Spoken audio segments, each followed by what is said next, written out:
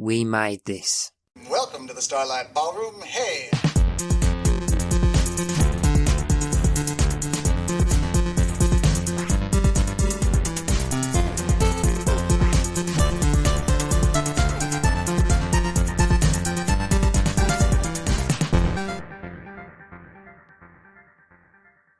Hello and welcome to Shipwrecked and Comatose, the podcast about Red Dwarf, right here on the We Made This podcast network. And we have had quite the week this week, and we are on our 7th episode of 7, where we're looking at the first 7 issues of the Red Dwarf Smegazine. And as has been the case for the whole week, I'm joined by Carl and Colin. Hello, Colin. Hello. Hello, Carl. Hello. So we're on our last episode of this 7-day run that we thought was a good idea at the time. Do we still think that this was a good idea? Yes. Yeah. Smegathon. I am not calling it the Smegathon. That sounds like signs of some weird-ass fetish in a dark room in Blackpool, and I'm not about that shit. That's a memory you've tried to keep suppressed, isn't it? That's very specific. Yeah. That was a bit more specific than it should have been, wasn't it? Hey, I was young and... Needed the money. Yeah. No, I didn't need the money. I fucking paid. I mean, that wasn't me. Shit. Oh, this intro is not a good one. That was my twin, Lark Daddams. Yeah, that's right. Anyway, what I'm getting at, before we talk more about the things that I... Moving on, do we want to carry on at some point and do, like, issues 8 to 14 at some point? Definitely, yeah. Yeah, I think so. I do, but I wonder whether our listeners do. Should we put it to a poll? No, because then they'll say no. It's not up to them. True. The specials don't get as many listens as the main show, though. The specials get loads of listeners, particularly, I mean, like Gangsters and Message to You, Rudy. They're, Ghost Town. Do love Ghost Town. I saw the Prodigy cover Ghost Town, and it was better than the original. It is a good cover. I have heard their cover of it. Not seen it live. I saw on telly once Mark Lamar, Bill Bailey, Kevin Eldon, and a bunch of other comedians cover Gangster Time. Beer Gut 100. Yeah, and it was brilliant. It was an Edinburgh Festival after show from the late 90s. You're the only person I know that has ever mentioned it. I was writing it in my notes for the episode of We Dig Music that we're recording at the weekend. Good grief. There's still a theory out there that me and Colin are the same person from parallel universes. I mean, I can see that. It's a bit kind of... No, you're both not... No, you're both similar in a lot of ways, but both lovely in different ways. But yeah, I've enjoyed this week, and I think it's something we definitely want to do again, but maybe not anytime soon. We'll do at least another series in between. Yeah. So should we talk about issue 7 and wrap this week up? We probably should do.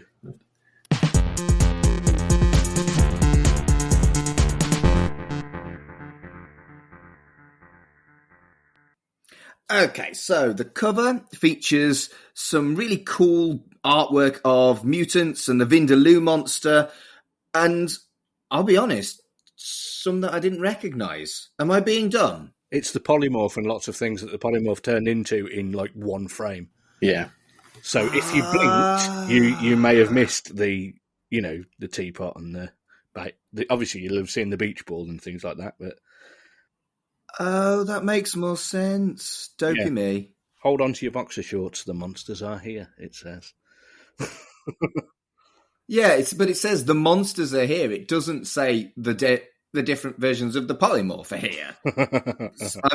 I'm still a bit dumb, aren't I? I like the fact that now, rather than it just being like, oh, random picture of the crew or something like that, it's, oh, we've got a feature, and this is what the feature's about. Tune in for this. Yeah, that's almost professional. Yeah. Almost. And on the front, it also talks about the Channel 27 article that we're going to see inside and the David Ross interview. Again, it does feel like it's slowly but surely, and I know I was being flippant, it's almost professional, but it does feel like it's slowly but surely finding its feet and being a real magazine rather than a bunch of fans going, fucking hell, I've got a Red Dwarf magazine. It's like they've actually planned it out. Yeah, exactly that. Maybe they've got a bit more staff as well. Yeah. If we were ever to do a spin-off podcast from this show, Jesus wept, Carl. Give it a rest. No more podcasts. I'd love to do an in-universe groovy Channel 27 podcast. That is such a good idea. We'd need to see if we can get an interview with Kylie Gwenlyn, though, if we were going to do that. Just reporting on the news on the 27th of Geldof. Yes. Oh, that is such a good idea, Carl. Fuck. Right, first up is the comic strip. No more talking about other fucking podcasts. And it's Future Echoes Part 4. And the first thing I wrote down was, shit, that's a really graphic death of Bexley. It's great, isn't it? The artwork is fucking brilliant in this one. Yeah. I also really like on the same page, just above Bexley's exploding and got random hands and blood everywhere, the bit with the dolphins and the human beingitarium. Because that was just a throwaway comment, but they've visualised it in the comic, and they've visualised it really, really nicely. Yeah, it's the first panel is Lister putting his things in like vacuum seal because he's going into stasis. But one of the things that gets me is just in the corner of that. Is that an action figure of Rimmer? Maybe. Because presumably not, but it looks like him, and it just makes me laugh. Like Rimmer would be conceited enough to have an action figure. It kind of looks like Shazam. Yeah, or Dan Dare. Yeah, it's going to be Dan Dare.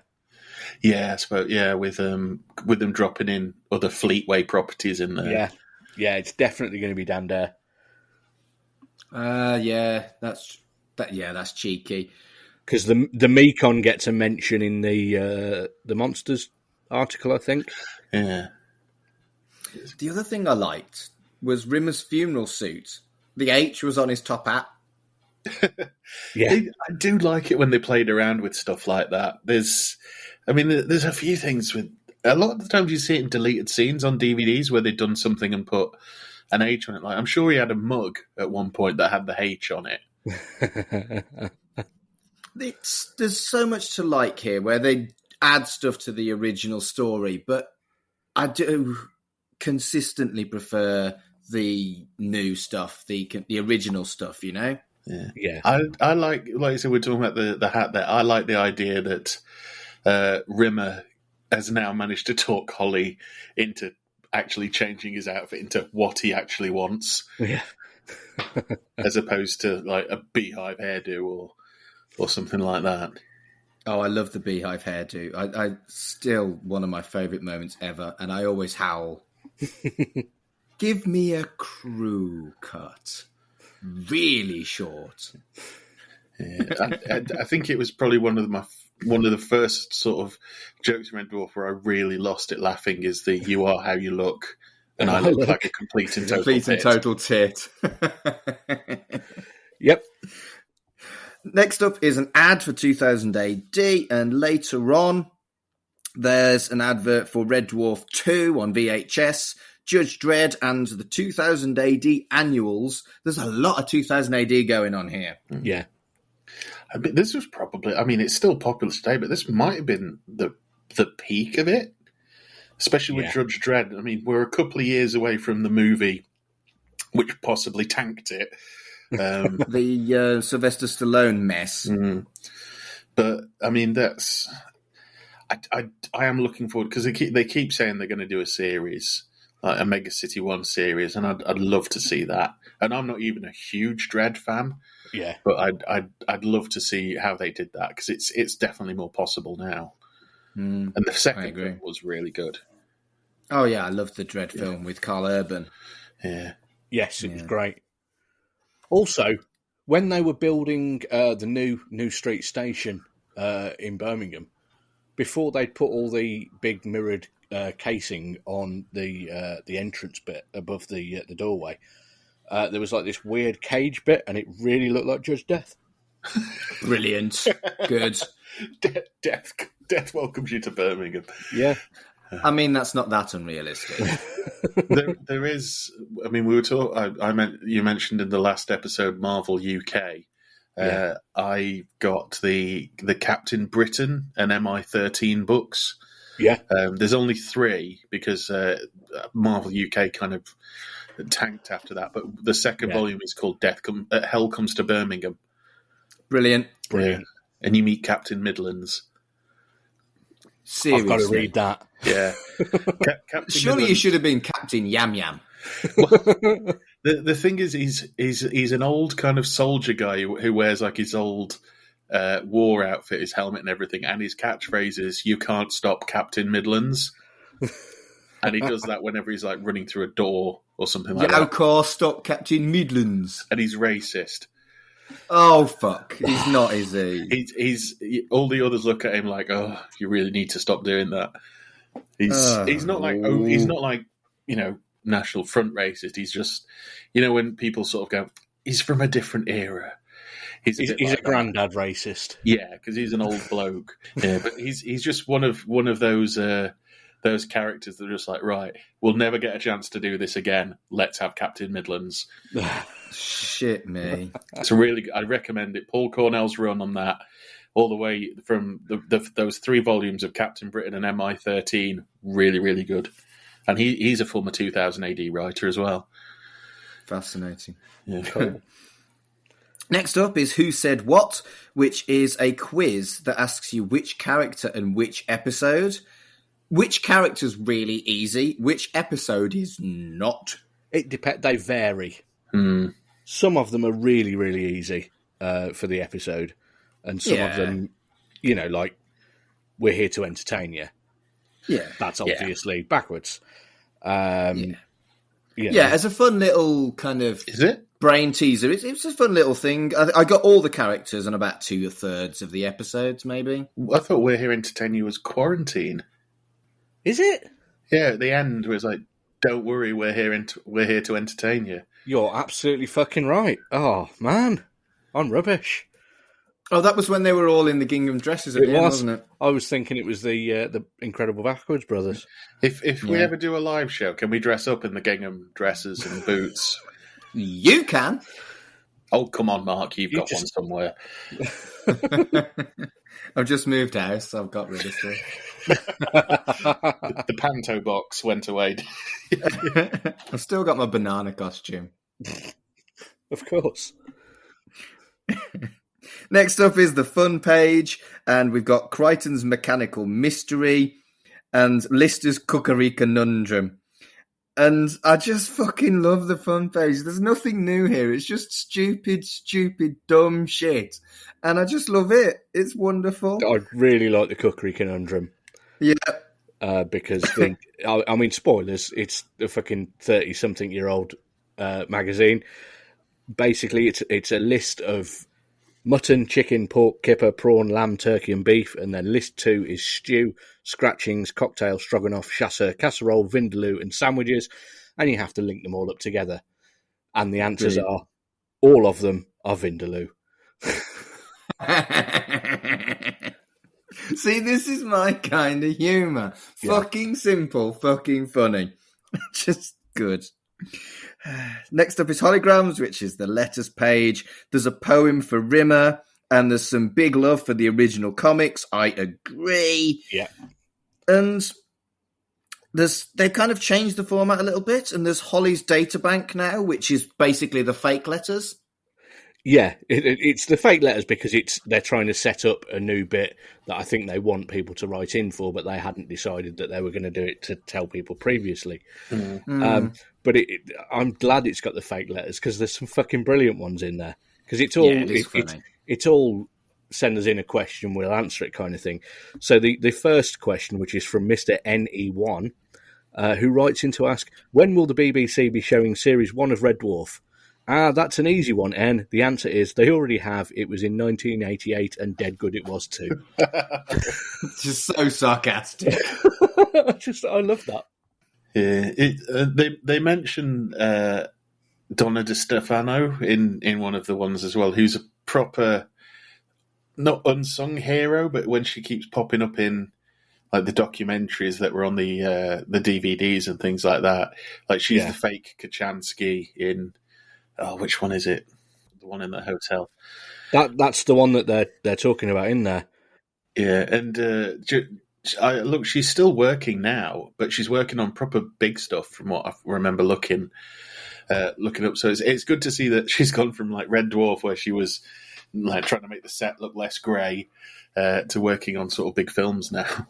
Yeah, it's cool, very cool.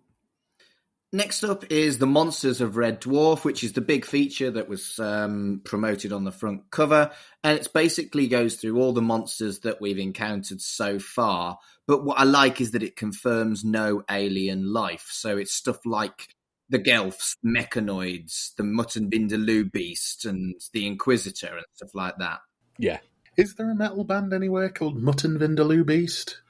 There really should be. There absolutely should be, and they should be. They should play at the conventions. Yes, do a cover of Om, various songs by Rastabilly Skank and stuff like that. I still think this scope, if there's going to be, if there is more episodes, to start meeting some of these people, it would be nice to meet Rastabilly Skank. Yes, yeah, I think so. Probably, I'd probably say played by Craig Charles in a beard. Yes, that would be fun. Or it could be played by Craig Charles's brother. Yeah, that'd be interesting, actually. Yes, as he was in Young Lister as Smeg and the Heads. Indeed. This article was a little bit of a disappointment for me. As a relatively knowledgeable fan, there was nothing new, and it was basically more episode summaries. It's just a list, basically, and telling you a little bit about them. It makes sense as an article. It just was a little bit disappointing for me. Yeah. It doesn't have more stuff in there like we talked about last issue with the Grant Naylor interview. That kind of gave a different light on things we already knew. But on this, it is just, this is what it is. But if you've seen the episode, you know what this is. Yeah. Although the word triplicator is still one of my favourite words in science fiction. Yeah, it is a good word. I'll tell you what it made me think of is if they'd added some stats, it would have just been a page of the RPG sourcebook. Yeah. So Red Dwarf Top Trumps thing would be pretty interesting, wouldn't it? Yeah. Red Dwarf Top Trumps would be ace. Yeah. Someone should make that. Someone might have made that. There's so much stuff that they've missed out on doing. That other shows have just gone, no, we'll do that. Integrity be damned. But Red Dwarf has gone, nah. Next up is a short story, Bring Me the Head of Alfresco Guacamole, and it's about Jake Bullitt, which I'm all about. Jake Bullitt with his own little story. Love it. I loved this. Yeah, it's fucking fantastic. It's a total Naked Gun Police Squad ripoff. Yeah, it really reminded me of the Naked Gun too. But in doing that, it's got more jokes in its 2 pages than the rest of probably the last 4 issues combined. It's utterly brilliant, and it's probably my favourite thing that's been in any of the 7 issues that we've done, I think. Yeah, I really liked it too. And what I also was really impressed by the really cool kind of Tetsuo style body horror portrait. That was nasty as fuck. Also, the second portrait in there, the one that's not of Jake Bullitt, looks a lot like Michael Jackson. It's interesting because in the last issue, it said next issue we've got a Jake Bullitt strip. And obviously we've got the story instead. But eventually, and this is why I really do want to do the next volume, there is a Jake Bullitt strip. Yeah. And it's really good. So it makes me wonder if that was going to be starting in this issue and it wasn't ready. It's possible. So they wrote this instead. But it's really... And I love that kind of detective, like, she walked into my office kind of The noir yeah, vibe. noir things. And the jokes in it are just, I mean, I recalled how my fellow droids at Acme Cleaning Company had told me that police work and domestic appliances didn't mix, but I knew that wasn't true. After all, just look at J. Edgar Hoover. Exactly. And the style of it as well. I mean, this is what the strip kind of, when we get around to it, we'll see, but it does kind of look like this, a bit grimy, but it also it looks like a cross between that and some of the strips we've seen already, and it's a really interesting style when we do get to that. Yeah. But yeah, I've got nothing bad to say about this. I thought this was an exceptional little story, and I'm really pleased about that it was there. Next up is Read Any Good Books Lately, which I'm over the moon that it's a regular feature because you two hated it and I loved it. And it's basically random sci-fi book reviews like it was last time, and they look at some shared universes and book franchises. And again, books I'd never heard of, but that's cool. I might actually give these a go. But an author you've heard of, because they're talking about the Wildcard series, which is compiled and edited by George R.R. Martin. I've heard of him. Which is obviously, this is about 5 or 6 years before the first Game of Thrones book. So at that point, I wouldn't know that he's the worst fucking writer that has ever existed, because the first Game of Thrones book is fucking terrible. Come on, fight me, nerds. It's fucking shit. I like the TV series, but I've tried to read. I've read the first book 3 times. I've read it as an actual book. I've tried it as an audio book, and it's just so badly written. So for those of you who don't know, Colin does an Instagram where he logs all of his walks that he does. What we don't realize is that Colin's actually just going out into open spaces and yelling, "Come on, nerds! Come and have a go if you think you're hard enough." No, I am a nerd. I get on with many nerds, but anybody that thinks that the Game of Thrones books the Song of Ice and Fire books are well written, fuck off. It's a bit of a slog, I will agree. It's no likeable characters at all. They managed to change some in the TV series to make a lot of them very likeable. And that's my book review. Yeah, I think the other day, as of time of recording, some pictures came out of the spin-off for Game of Thrones. And I don't know what it is, but I always feel, out of all the Doctors, Matt Smith seems to just pick not great things to be in. He does do some good stuff. He was in The Crown, wasn't he? Yeah. Yeah, but it tends to be stuff that's not as high profile almost. It's never genre stuff that's fun genre stuff like, Tennant did Jessica Jones and Fright Night and things like that. But Matt Smith seems desperately trying to go away from that, and obviously I'd have totally loved to see what his Terminator would have looked like if it got a sequel, but he got a poster and everything and he's in it for like a minute. Meh. I've seen him on stage with Orbital at Glastonbury. I've seen the video of that, yeah. I was there, it was great. I didn't get to see the musical, but the American Psycho musical he was in, the recording is on Spotify. Cool. And I want to check that out. It just seemed like such a random thing for him to do. I mean, I like Matt Smith. It's just sometimes it's like, why have you, like when he did that Ryan Gosling movie, it was like, why have you done that?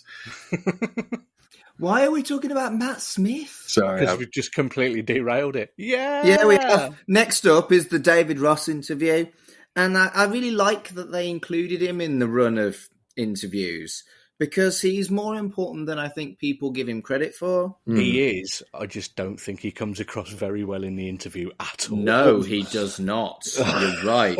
And I also question the usage of the words piss and bollocks.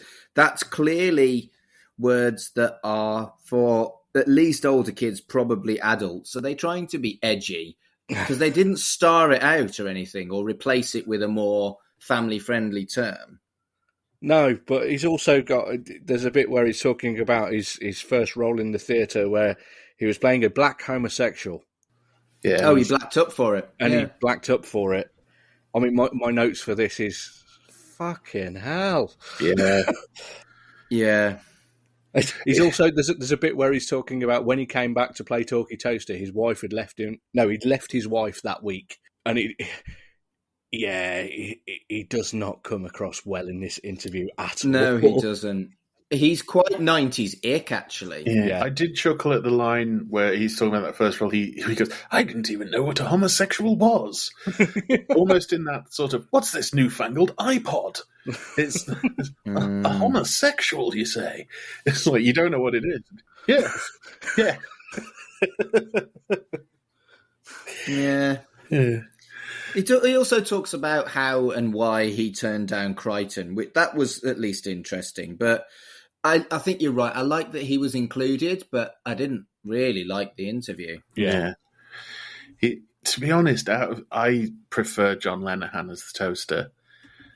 I just think he's got a better voice for it. Yeah. Yeah. John Lenihan's voice. I'm guessing we've all seen him. John Lenihan's voice matches what John Lenihan looks like. He's a magician, and if you look at him, you know he's a magician because he's got the expression on his face of like, I am high, jazz hands at all times, kind of. I think holding out for a John Lenihan interview in this magazine is probably pushing it. Yeah, you never know. It's he does come across really off. He comes across as I was a proper actor and I ended up doing, do you know what I mean? Yeah. My notes on here is he's not as interesting as he thinks he is. Yeah. I think he thinks he's like this old theatre raconteur, and he just comes across as a bit of a bellend. The others' interviews, they all came across as loving and appreciating Red Dwarf, whereas this just comes across as a generic interview with a guy who's there getting paid. Yeah. You could have probably got an extra, and they would have given a more loving interview about what they were doing on Red Dwarf. Yeah, absolutely. Yeah. Next up is the TV guide for Channel 27. Groovy Channel 27, Mark. Groovy Channel 27. Right, yes. The funky channel. Indeed. It is. And a bloody hell, this is very 90s with its dated I love it, though. References. Yeah, I love this so much. I enjoyed it too. The thing about, was it Doctor Who is resurrected as the hologrammatic Time Lord? We're not far off that now. Yeah. No. I love that they reference Trails of the Riverbank of the Next Generation. That popped me. Yeah. My favourite bit is you've got various different bits of androids throughout the day, but then at 8:30 you've got Simulants, new soap opera from the producers of Androids. This week, Jeff rips Martin's head off his shoulders. Yeah. And then there's Androids, the movie 4 at 10:30, followed by Androids. Advanced showing of tomorrow's episode. Yeah. And then I do like the fact in all of this, Terry Wogan is still working. Yes. Of course. He's not a simulant, he's not a hologram, it's Terry. And Sir Terry's still going. We miss Sir Terry. He's doing the breakfast show in heaven, let's be fair. If there is No, he's not. No, okay. I was going to say if there is one, then Terry Wogan's doing the breakfast show, but there isn't. Wrong crowd. Yeah. I do like it that it's sponsored by Pot Noodle International. It's as good for you now as it's always been. The pot noodle thing, I don't get it. They're all right. Nothing wrong with a pot noodle. Have I told the story about me and about a pot mash? Oh, I remember pot mash. Now they were fucking minging. Yeah, right. I was in Disneyland. With a pot mash? That's really contradictory. Like on the holiday of a lifetime, and you've got a pot fucking mash. Well, it was a college thing, and we went to, it was Euro Disney. It was only been open a short while, I think. But one of the lads, he'd packed like loads of food. It was that kind of like, well, I don't know what the food's like over here. It's like, it's gonna be the same. But he packed like, pot mash and all this kind of stuff. And he made one in the hotel room. And obviously it's an instant thing. Poured the hot water on it. It starts expanding. It doesn't stop expanding. And then it gets to the point where it's like, is this going to fill the room? Because it's just, we ended up chucking it in a bin because it just wouldn't. It was like those special effects things where you tip, a bit of this in here, those science experiments where you tip like a bit of powder on this and a bit of water on this, and it turns into a massive jet of foam. The snake. Yeah. Yeah. But with mash. And Amazing. it stank. And we're just there going, of all the things we could get up to, because, you can drink in Euro Disney, of all the things we can get up to, we are almost destroying a hotel room against our will with mashed potatoes. There's a reason why pot mashes are no longer with us, but we've still got pot noodle. Yeah. I think they still make pot curry, don't they, as well? There's the Bombay Bad Boy is my favourite pot noodle. I've not eaten a pot noodle in at least 10 years. Yeah. And it's probably because I had a Bombay Bad Boy. Yeah. A what? Sorry, Carl. A Bomboy Bad Bay. A Bombay Bad Boy. Yeah, I've had one of them too, mate. Yeah. Sometimes we talk about the slightly dark undercurrent in Red Dwarf episodes. I feel like we've got that. So anyway, Queeg shows up. Yeah, He does. Next up is the character profile of Lister, and it's kind of fun for casual fans, I guess. It tells you his species, his hobbies, taste in music, associates, etc., etc. Yeah, I've got one major issue. Go on. Musical tastes. Obviously, I'm going to pick up on that one. course. Taste probably isn't the word here. Lister's favourite genre of music is Rastabilly Skank. Rastabilly Skank is an artist, not a genre. They even don't they even at one point name what genre Rastabilly Skank is as well? Possibly. On the show. yeah. Well, it did make me think about Rastabilly Skank, and his name is not done justice by the music that Howard Goodall made for him, because it's just fairly straight acoustic blues. Whereas I want it, it's supposed to be so raucous that it carries with it a government health warning. I want black metal mixed with dub, mixed with fucking, Yeah. What he came out with on the actual, when we did actually hear some, I've been to some folk festivals, and I'm sure I've heard somebody like at least 6 homebrewed ciders in get up on stage and do that. Yeah. Yeah. I've sounded like that when I don't drink at all, but I've sounded like that. You don't need the homebrewed cider. I've seen some stuff at folk festivals. You weren't there, man. Yeah. But yeah, it's fine, and I get it. It's a little bit filler for me, though. Yeah, definitely. Yeah. But it's leading into probably one of my favourite parts of the whole issue. Is that the comic strip? The comic strip, yeah. Comic strip is called Fashion Victims, and it is a cat-focused story, and it also features the Dream Recorder. Yes. And his suits are kind of suit-napped by people from a planet with a style famine. And as a concept, I really think it's fun. I really like the design of the robot dude that turns up to steal the suits. He looks awesome. Yeah. Of all the years of Danny John Jules complaining that there's never really been a cat episode, but in the magazines he's got them, and he probably doesn't know. That's probably true. He probably didn't read the magazine. Do you think they would have read the magazine? I can imagine. I'd say out of all of them, Robert Llewellyn probably read it. Yeah. And that's probably it. But I do like the fact Lister says it took him 40 minutes to get the suit from the other end of his wardrobe, and he was running the whole way. Again, this would make a good episode or mini-sode or something like that. It's a good idea, a good quick idea. The idea that there's a dimension where cat suits are currency. Yeah. I liked it. I don't think it's a favourite of all the original strips so far, but I did like it. And yeah, you'd have thought I'd have loved it, but there was something I don't know. I just didn't love it as much as. Was it the sex room? Nothing wrong with the sex room. Who hasn't got a sex room? I haven't got 2 large double doors with sex room written on it. You don't? That's not normal. Was that the first thing you set up in your new flat? Yeah. Yes. Yes, it was. I didn't have a sofa, but I got my sex room sorted. Isn't that normal? Kettle, loo roll, sex room. No. Kettle, sex room, loo roll. Excellent. I don't have a sex room. I don't have a fucking sex room. Tell it to the judge. I No. like the continuity that whenever Kat or someone else is on the Dream Recorder, Rimmer's on the exercise bike. Yeah, it's just a thing of, is he powering it? What's he doing? And then we've got the next issue in the right place this time.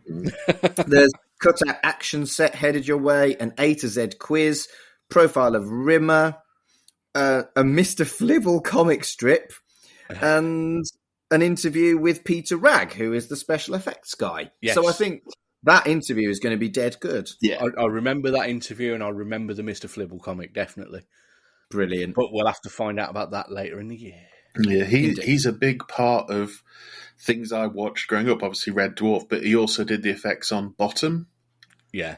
Did he? Yeah, he turns up in a lot of like behind the scenes stuff on Bottom and bloopers of stuff, where a lot of it is like him rigging stuff to hit Rick Mail in the face.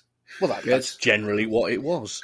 Yeah, but he's always been. Well, I've seen interviews with him as well. He's always been a fun one because he just seems to like, yeah, just turn up and do it, and it's really nice, and he's always fun. So I'm very looking forward to reading the interview with him. Definitely. Great. Well, we'll have to wait because we ain't doing another one tomorrow. No, we're not. So, favourite section, Carl? It might actually be the comic strip. The Fashion Cat Victims. Suits one, the Fashion Victims. I really enjoyed that. I thought it was a good one. Or actually, I'm gonna put that in second. It's the Groupie Funky Channel 27 listings. Brilliant. Colin, how about yourself? Jake Bullitt, Bring Me the Head of Alfresco Guacamole. That was absolutely fantastic. Loved it. Yeah. Oh no, I thought that was last issue for some reason. No, this one. It's just been a longer one. This issue is absolutely jam-packed compared to all of the others. When I've been writing my notes, I've got like 12 sections on this one, whereas I've had like 7 or 8 on the other ones. Yeah. I'm still going to say the Channel 27. That just really tickled me. Yeah. I'm going to agree with you on Jake Bullitt, but honourable mention to the fun page, as always, because I bloody love the fun page. It's just so dumb. So, least favourite section, Carl? I'd probably say the monsters. Right. I think it's almost like, right, we've run out of series to do episode guides on. We need another list type article, and I think this is what's taking its place. A listicle. A listicle, yeah.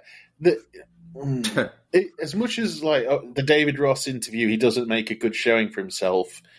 It is kind of interesting seeing what he was up to and watching him not make a good showing of himself in the interview. But the monsters thing, I think that'd be it for me. That Yeah. How about you, Colin? Well, whereas that was a listicle, I think the one that I didn't like as much was David Ross, who's just a complete testicle. So, whereas we've had other bits in previous issues where it's just been a bit of filler. So, come to expect that. You're going to get some bits of filler in there, like the Monsters article. But the David Ross interview, I actually felt negative towards it, where I hadn't with any of the other bits really previously. Right. He seems so bitter and just... He does, doesn't he? He's a twat. So we aren't getting an interview with him on the podcast. No, I don't want to.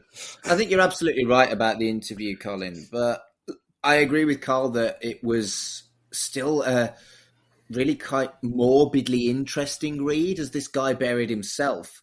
Yeah. So I'm also going to go for the Monsters of Red Dwarf because it had been really heavily built up. It had been advertised in the previous issue. It was on the front cover, and then it was just cack. Yeah. So yeah, that's my reasoning behind that. Fair enough. I think what you've both said about this being the strongest issue, I wouldn't say it was any stronger than the last issue, but I think that's important because they're both quite strong now and they're becoming consistent. And it's like we said in the last episode, they've found their feet and they've found something that works. We were skeptical about 2 comic strips, but they've proved us wrong. And it's just, I think it's a really nice, settled magazine now. And our next run, whenever we do it, we'll be looking at a confident, capable publication, which was not the case for the first few issues. When we described it, well, I think I described the first few issues as very much like a fanzine. Yeah. And this is a magazine. This is a proper magazine / comic in a way.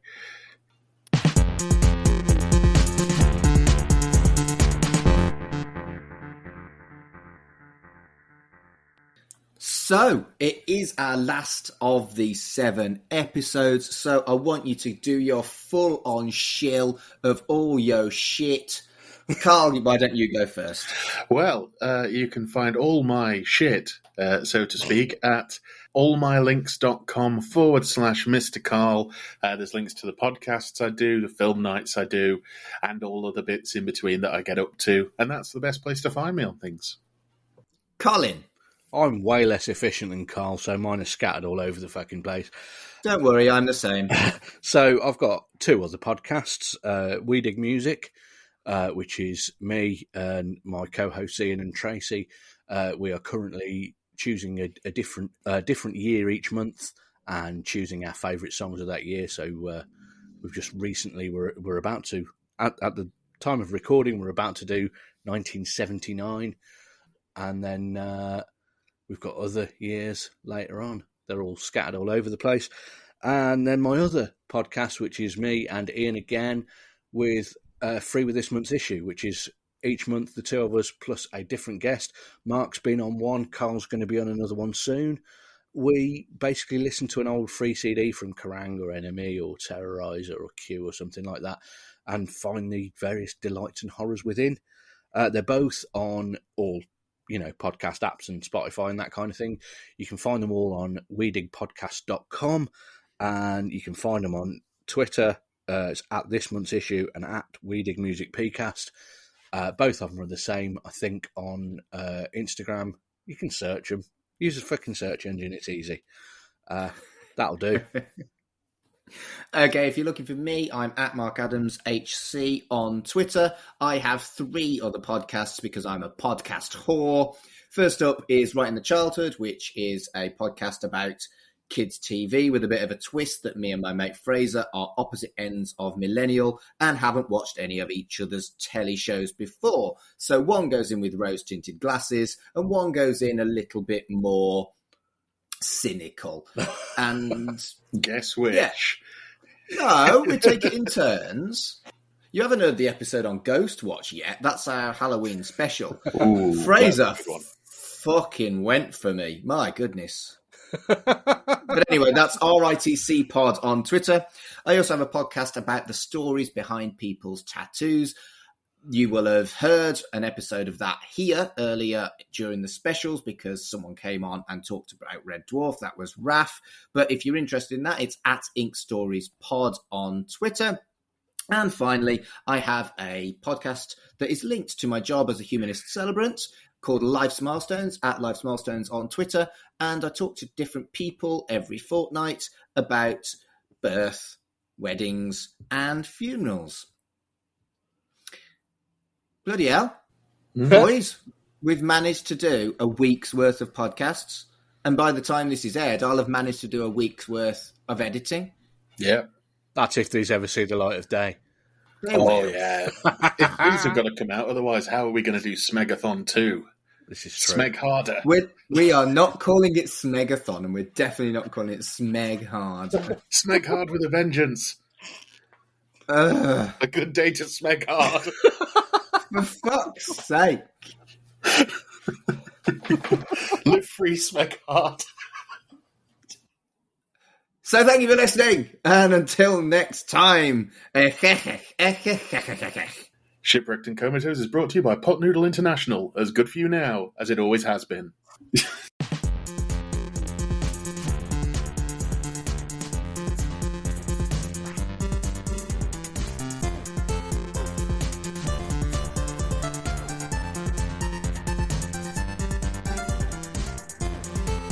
Shipwrecked and Comatose, a Red Dwarf podcast, was created and produced by Mark Adams and Kurt North. You can find us on Twitter at Red Dwarf Pod, and we are part of the We Made This Podcast network, which can be found online at wemadethispod.com or on Twitter at WeMadeThisPod. Hello everyone, this is Tony, Network Chief of We Made This.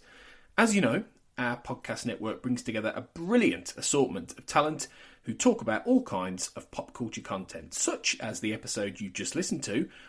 We're not going anywhere, but we'd love to keep the lights on for even longer if you're able to support our network on Patreon. For just £2 a month, you get your name in lights and the satisfaction of knowing you're helping us produce more great audio.